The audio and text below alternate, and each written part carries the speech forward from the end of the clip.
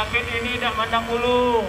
Dia tidak diingat wali kota. Hasil tes swab jumlah warga yang terpapar COVID-19 di Lubuk Linggau mencapai 44 orang yang diduga berasal dari klaster di pasar. Tim gugus tugas COVID-19 Lubuk Linggau akan melakukan rapid test pada pedagang kaki lima, serta sampel darah pedagang pasar tradisional.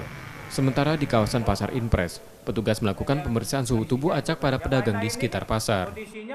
Pembatasan jarak antara pedagang tersebut. Tapi saya lihat sudah jalan itu. Sudah tertata dengan sendirinya. Kemudian juga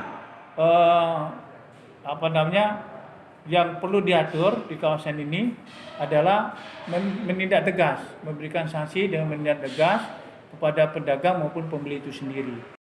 Terkait PSBB di Lubuk Linggau, Pemkot masih akan melakukan kajian lebih dulu. Sukmaldino, Kompas TV, Lubuk Linggau, Sumatera Selatan.